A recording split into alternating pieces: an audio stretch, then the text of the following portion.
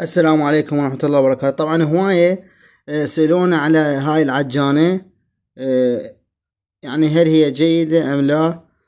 طبعا راح أحكيكم أنا ليش اشتريتها، حتى لا تقولون هذا إعلان أو كذا. الله شاهد، لا إعلان للعجانة ولا شيء، بس أكثريتكم أنتم سألتوني، يعجبكم تشتروها اشتروها، ما يعجبكم كيفكم.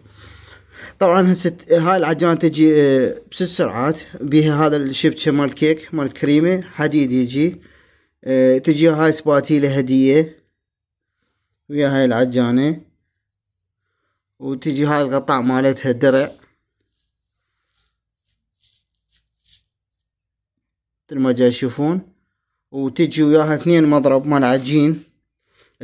حجم هاي العجانة 8 لتر، بس بالجدر ما تاخذ 8 لتر، تاخذ اقل يعني بالشغل. اسمها سيسيريا، طبعا اكيد شايفين اعلانات عليها على الفيس، لان انا اشتريتها من الفيس، من بيج اشتريتها.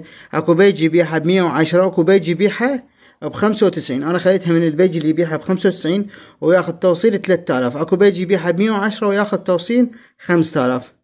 يعني اريدكم تعرفون هذا الشيء، لان شيء اكيد تلاقيها على الفيس طالعه قدامكم. خوش عجانه بيها 6 سرعات.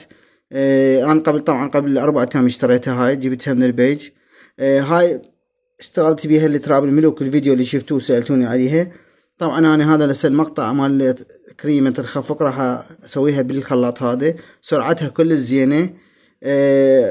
قدامكم راح اشتغل الكريمة، بس ما امشي المقطع حتى تبين السرعة مالتها وطريقة عملها، هل هي جيدة ام لا. اتمنى جاوبت عن كل الاسئلة. سعرها 95، توصيلها 3000،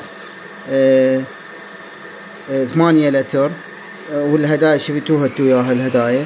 بالنسبة لسعرها كل زين، الناس يعني تريد تاخذها للبيت، او الناس تريد تشتغل بيها مثلا على باب الله. بالنسبة لسعرها يعني اعتبرها ارخص عجانة بالسوق بالنسبة لحجمها وشغلها.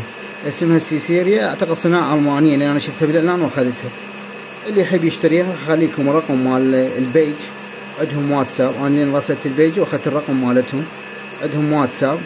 انتم لين اغلب المتابعين جزء يعني تابعني نساء، يعني ما عندهن فيس، فاخذت الرقم هذا. اذا تريدون راسلوهم على الواتساب هم يعني يحجزون يمهم.